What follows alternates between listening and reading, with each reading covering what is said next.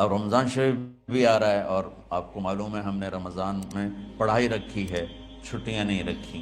جب میں نے حسنین شروع کیا 1999 میں، تو اللہ نے میرے دل میں یہ بات ڈالی کہ رمضان تو علم کا مہینہ ہے، انا انزلناہ فی لیلۃ القدر، اور چاروں آسمانی کتابیں رمضان میں اور سارے صحیفے رمضان میں۔ اپنے اللہ کو کیا پسند تھا اس مہینے کا۔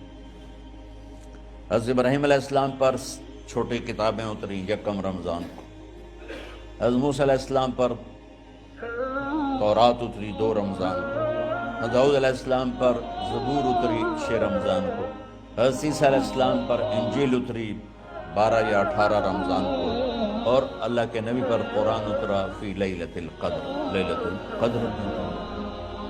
تو سارا آسمانی علم رمضان میں اترا۔ سارے مہینوں کے نام عربوں نے رکھے، محرم، صفر، ربیع الاول، ربیع الثانی، جمادی الاولی، جمادی الثانی، رجب، شعبان، رمضان، شوال، ذوالقعدہ، ذوالحج۔ اس میں جو رمضان ہے یہ نام اللہ نے رکھا، باقی مہینوں کے نام تو رکھے عربوں نے۔ پھر ان کی زبان پہ اللہ لایا رمضان، چونکہ ابھی تو دنیا بھی نہیں بنی تھی اور اللہ نے قرآن کی تلاوت فرمائی تھی، تو اس قرآن میں تھا شہر رمضان الذی انزل فیہ القرآن۔ تو رمضان کا نام اللہ نے پہلے سے چن رکھا تھا، پھر ان سے رکھوا دیا۔ رمضان کہتے ہیں رمض یرمز، جل جانا، جل جانا۔ رمضان کو رمضان کیوں کہتے ہیں؟ کہ اس میں گناہ جل جاتے ہیں۔ مسلمان پہلا روزہ رکھتا ہے اور اس کے گناہ اللہ جلانا شروع کرتا ہے، اس کی بھوک پیاس کی آگ میں گناہوں کو ڈالتا ہے، جلاتا ہے۔ آخر 29 رمضان یا 30 رمضان آخری رات اللہ تعالیٰ اس کی پچھلے سال کے سارے گناہ معاف فرما دیتا ہے۔ تو اس کو اس سے تشبیہ دی گئی کہ جیسے جلنے سے چیز ختم ہو جاتی ہے، رمضان کے روزے کی بھوک اور پیاس کی تپش سے اللہ تعالیٰ پچھلے سال کے سارے گناہوں کو معاف فرما دیتے۔ تو مجھے خیال آیا اس وقت جب ابھی بالکل کزرع اخرج شطأہ تھا، ہمارے مدرسے کی مثال کزرع اخرج شطأہ، دعا کرو اللہ تعالیٰ فاستغلظ فاستوی علی سوقہ، اسے بنا دے۔ امید تو ہے کہ کچھ شکل اللہ نے بنا دی، اللہ اسے پوری دنیا میں پھیلا دے۔ میری تو تمنا ہے کہ ایک ایسی مثبت سوچ کے علماء کے اللہ میرے ذریعے سے تیار کروا دے جو امت کو جوڑنے والے ہوں، توڑنے والے نہ ہوں۔ کتنا ظلم و ستم ہے کہ پیسے بھی لیتے ہیں اور امت کو توڑ کے چلے جاتے۔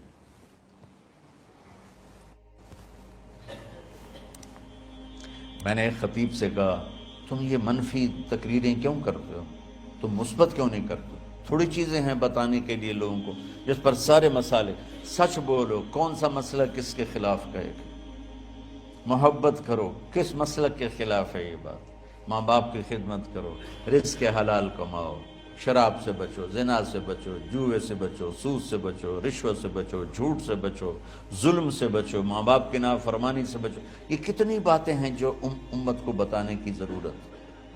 کہنے لگا یہ پھر پیسے نہیں لبدے، پیسے ہی اس گل دے لبدن کہ آج تسی فلانے دا توا لین بجامنا، اگر منہ میں توا نہ لگاؤں تو میں تو نہ پیسے ہی نہیں دے۔ تو یہ اس وقت سٹیٹس ہے، تو کیا پیغام جائے گا؟ تو اللہ تعالیٰ آپ کو مثبت بنائے۔ رمضان میں چونکہ سارا علم اترا تو مجھے خیال آیا کہ ہمیں رمضان میں چھٹی کرنا تو ایک ایسی عادت ہے، کوئی سنت تو ہے نہیں، تو مجھے رمضان میں پڑھائی کروانی چاہیے، چاہے تھوڑی ہوگی، روزے کی بھوک بھی ستائے گی اور رات کے جاگنے کی وجہ سے نیند بھی ستائے گی، لیکن اس میں ایک لفظ سینکڑوں لفظوں پہ بھاری ہوگا غیر رمضان۔ تو میں کراچی گیا اور مفتی تقی صاحب دامت برکاتہم سے سب سے پہلے جا کے مشورہ کیا کہ حضرت میں چاہتا ہوں کہ رمضان میں چھٹی نہ ہو، پڑھائی ہو۔ اس وقت رمضان سردیوں میں تھا، تو وہ بڑے خوش ہوئے، کہنے لگے یہ تو بہت اچھی بات۔ اصل میں ہمارے اکابر نے رمضان میں چھٹیاں اس لیے رکھی تھیں کہ سارا سال تو عبادت ہوتی ہے بالواسطہ، پڑھنا پڑھانا عبادت ہے ایک واسطے کے ساتھ، اور روزہ، نفل، تہجد، تلاوت یہ عبادت ہے بلا واسطہ۔ تو طلبہ علماء رمضان میں اپنا وقت عبادت میں گزارے، کہنے لگے اب وہ عبادت تو ہوتی نہیں رمضان میں، تو بہتر ہے آپ پڑھائی شروع کرائیں، بہت اچھا ہوگا۔ وہ تو اتنے بڑے ہاتھی کے پاؤں میں سب کا پاؤں، اتنی بڑی ہستی نے، وہ صرف پاکستان کا سرمایہ نہیں پوری امت کا سرمایہ ہے، تو ان کی اس بول نے نا مجھے ہمت دے دی۔ تو پھر میں نے یہاں آ کر اس وقت یہ پہلی جماعت مولوی عدنان صاحب کی اور مولوی مسعود صاحب اور کچھ انتقال کر گئے رحمۃ اللہ علیہ، یہ تھے، تو ہم نے رمضان میں سبق شروع، اس وقت ذرا میری ہمت تھی تو میں رات کو پڑھاتا بھی تھا، بیان بھی کرتا تھا۔ اب تو یہی میں اتنی مشکل سے بول رہا ہوں۔ تو ہم نے رمضان میں شروع کی کہ یہ رحمتوں کا مہینہ، ہر چیز کی برکت کا مہینہ، ہر شے کی اللہ کی طرف سے فراوانی اس میں ہے، علم کی بھی، ہدایت کی بھی، رزق کی بھی۔ غریب سے غریب آدمی بھی سموسے بنا کے بیٹھا ہوتا ہے، پکوڑے بنا کے بیٹھا ہوتا ہے، اور دسترخوان پہ ایک کی بجائے 3 چیزیں پڑی ہوتی ہیں۔ چاہے رمضان کے بعد سب کے پیٹ خراب ہوں، ایک واری تک کھانے دی تباہی پھیر دیں۔ روزے کا مقصد ہی فوت ہو جاتا ہے۔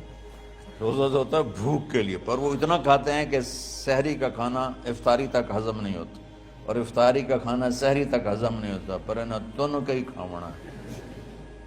کہتا بھوک نہ لگے، بھوک نہ لگے۔ وہ بھوک لگنے کے لیے تو روزہ ہے۔ ایک تو یہ جسم کو صاف کرتا ہے، دوسرا غریبوں کی غربت کا احساس پیدا کرتا ہے کہ جو بھوک تو آج برداشت کرتا ہے، غریب روزانہ یہ بھوک برداشت کرتا ہے۔ تو اللہ کے غریبوں کا، غریب بندوں کو کی خدمت کر، ان تک اپنے مال پہنچا، اپنا اللہ نے دیا ہے تو ان کو بھی اس میں شریک کر، قبر میں لے جائے گا۔ تو اللہ تعالیٰ نے میرے دل میں یہ ڈالا، تو ہم نے تعلیم رمضان میں شروع کی، کیونکہ قرآن رمضان میں اترا، انجیل رمضان میں اتری، زبور رمضان میں اتری، تورات رمضان میں اتری۔ پھر اللہ نے اس مہینے کا نام خود رکھا، شہر رمضان، شہر رمضان۔ اس میں شب قدر رکھی، اس میں رات کی ایک نماز۔ اچھا، پہلی امتوں پہ روزہ فرض تھا افطاری سے افطاری، افطاری سے افطاری، بہت شدید تھا، 24 گھنٹے کا روزہ۔ بس افطاری کے بعد آنکھ لگ جاتی تو روزہ اگلا شروع ہو جاتا تھا۔ تو ہم پر بھی پہلے ایسے ہی روزہ اترا، افطاری سے افطاری۔ تو ابن سرمہ رضی اللہ تعالی عنہ اونٹ چرانے والے تھے، وہ شام کو لوٹے تو بیوی سے پوچھا کوئی افطاری کا سامان ہے؟ انہوں نے کہا ہے تو نہیں، میں کہیں سے لے آتی ہوں۔ وہ گئیں افطاری کا کوئی سامان لینے، ان کو تھوڑی دیر ہو گئی اور ان کی آنکھ لگ گئی، تھکے ہوئے تھے، سورج ڈوب گیا۔ جب وہ آئیں تو ان کا ہائے سرمہ تو ہلاک ہو گیا۔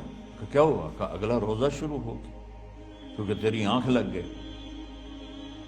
تو انہوں نے کہا چلو کوئی بات نہیں، لیکن ظہر کے وقت بے ہوش ہو گئے۔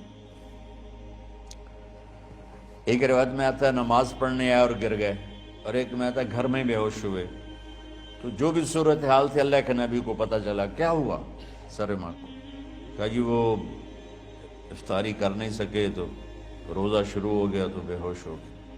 تو اللہ کے نبی رنجیدہ ہوئے، تو اللہ تعالیٰ نے قرآن اتار دیا، چلو میرے محبوب ساری رات کھاؤ، حتی یتبین لکم الخیط الابیض من الخیط الاسود من الفجر، کہ میرے محبوب صبح صادق تک آپ کی امت کو اجازت ہے، کھاؤ۔ پہلی امتوں پر افطاری سے افطاری، لیکن ان کی نماز تراویح نہیں تھی۔ تو ہمیں اللہ تعالیٰ نے دیا سحری تک، پوری رات. اچھا ایک صحابی آئے, یا رسول اللہ میں تو مارا گیا. آپ نے کہا کیا ہوا؟ کہا میرا روزہ تھا, میں بیوی کے پاس چلا گیا. آپ نے کہا تو پھر تو غلام آزاد کر, کفارہ دے. کہا جی میں تو خود غریب آدمی ہوں, غلام کہاں سے آزاد کروں, خریدنا پڑے. آپ نے کہا 60 مسکینوں کو کھانا کھلا. کہ میں آپ مسکین ہیں, میں کینوں کھانا کھلاؤں؟ آپ نے فرمایا پھر آخری ہے کہ 60 روزے رکھ, وہ مسلسل رکھنے ہوتے ہیں جو کفارے کے ہوتے ہیں. وہ کہنے لگا ایک روزے چاہے کم کیتا ہے, 60 روزے اج میں کی کروں گا. تو آپ نے فرمایا اچھا ٹھیک ہے بیٹھ جا. بیٹھ گئے. تھوڑی دیر ہوئی تو ایک انصاری صحابی کھجوروں کا ٹوکرا لے کر رکھے, یا رسول اللہ یہ صدقے کی کھجوریں ہیں, تقسیم فرما دیں. تو آپ نے فرمایا بھائی وہ کدھر ہو؟ کہا جی بیٹھا ہوں. آپ نے کہا ادھر آ, یہ کھجوریں لے جا اور 60 گھروں میں تقسیم کر دے. سبحان اللہ, اللہ نے اس امت کو لاڈ لڈائے ہیں, یہ اللہ کی لاڈلی امت. عجیب واقعہ یہ. کہنے لگا یا رسول اللہ, اللہ کی قسم مدینے میں مجھ سے غریب کوئی نہیں, آپ ایسا کرو یہ میرا کفارہ مجھے ہی صدقہ کر دو. تو آپ اتنا ہنسے کہ یہ آخری دانت نظر آنے لگے. بہت کم ایسا ہوتا تھا. فَضَحِكَ حَتَّى بَدَتْ نَوَاجِذُهُ, ایسا ہنسنا آپ کبھی کبھی ہنستے تھے کہ آخری دانت پورا منہ کھل جائے. تو آپ اتنا ہنسے کہ آخری دانت تک نظر آنے لگے. تو آپ نے کہا اچھا جا لہ جا تیرے واسطے, لیکن یہ صرف تیرے لیے اور کسی کے لیے نہیں ہے. تو جب ایسی خیانت ہوئی تو اللہ تعالیٰ نے دوسرا حکم بھی اتار دیا, باشروہن, کہ تمہارے لیے بیوی بھی حلال ہے, کھانا بھی حلال ہے جب تک صبح صادق نہیں ہو جاتی. لیکن اللہ نے ہمیں ایک نماز عطا فرما دی جس کو ہم آج صلاۃ التراویح کہتے ہیں. میرے نبی کے زمانے میں اسے قیام اللیل کہا جاتا تھا. تراویح کا نام کب پڑا اس کا تو مجھے پتہ نہیں, کہیں نہ کہیں لکھا ہوگا, لیکن صحابہ کے دور میں اس نماز کا نام تھا قیام اللیل. اس لیے حضرت عائشہ رضی اللہ تعالیٰ عنہ کی روایت ہے جس سے 8 رکعت والے حضرات استدلال کرتے ہیں کہ رمضان اور غیر رمضان میں, اس کو امام بخاری نے قیام اللیل کا ہی عنوان دیا ہے, آپ نے 11 رکعت سے زیادہ نماز نہیں پڑھی. ایک ضعیف روایت میں ہے کہ آپ نے 3 دن پڑھائی نماز, یہ تو صحیح روایت ہے. کتنی رکعت پڑھائی؟ تو ایک ضعیف روایت میں ہے کہ 20 رکعت پڑھائی. اچھا ضعیف روایت سے عبادت ثابت نہیں ہو سکتی حکم شرعی. تو جب حضرت عمر رضی اللہ تعالیٰ عنہ نے سب کو, اب میرے نبی کے دور میں 3 دن کے بعد آپ تو آئے نہیں کہ کہیں فرض نہ ہو جائے, تو صحابہ اپنے طور پر قرآن سنتے تھے ٹولیوں میں. صدیقی دور میں 2 سال وہ فتنوں میں گزرا, تو اس میں بھی اسی طرح چلا کہ ٹولیوں میں ہوتے تھے. حضرت عمر رضی اللہ عنہ کے زمانے میں حکومت مضبوط ہو گئی, طاقتور ہو گئے. تو ابتدائی سالوں میں نہیں, چند سالوں کے بعد اب مسجد میں تشریف لائے تو لوگ اس طرح کوئی 4 ادھر 4 ادھر 5 ادھر 10 ادھر 20 ادھر, کہنے لگے ان کو ایک ہی امام پہ جمع کر دیا جائے تو کتنا اچھا ہوگا. تو آپ نے سب کو اکٹھا کیا اور ابی بن کعب رضی اللہ تعالیٰ عنہ کو امام بنایا اور سب کو ایک نماز پہ جمع کر کے 20 رکعت کا حکم عطا فرمایا. تو حضرت عمر کا یہ عمل اس حدیث کو مضبوط کر دیتا ہے کہ چونکہ میرے نبی نے کہا علیکم بسنتی و سنت الخلفاء الراشدین من بعدی, کہ میری اور میرے خلفاء راشدین کی سنت پر مضبوطی سے عمل کرنا. تو حضرت عمر کا جو 20 رکعت طے کرنا ہے, اگر ان کا اپنا اجتہاد ہے تو بھی ہمارے لیے عمل کے لیے کافی ہے, اور اگر ان کو یہ یاد ہے کہ میرے نبی نے 20 پڑھی تھیں تو اور زیادہ اچھی بات ہے. لیکن بہرحال جو 8 پڑھتا ہے ہمارا اس پہ بھی کوئی اعتراض نہیں, چونکہ وہ بھی حدیث کے ساتھ بات کرتا ہے, اور باقی پوری امت 20 پڑھتی ہے, ان پر بھی اعتراض نہیں. میں ایک جگہ سے گزر رہا تھا, نماز کا وقت ہو گیا, اہل حدیث کی مسجد تھی, میں وہاں نماز پڑھنے چلا گیا. تو ایک بہت بڑا اشتہار لکھا ہوا تھا, 20 تراویح ثابت کرنے والے کو 5 لاکھ روپے انعام. کہ کس قدر بے وقوفی ہے اور کس قدر احمقانہ یہ امت کی باتیں ہیں کہ 20 تراویح، سینکڑوں سال سے امت کا عمل 20 تراویح آ رہا ہے۔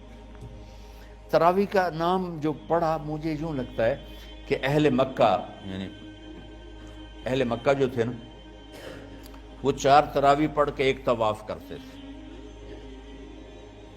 تو وہ آرام کے لیے ہوتا، ترویحہ آرام، تھوڑی دیر کا آرام، تو 4 تراویح کے بعد ایک طواف کرتے تھے۔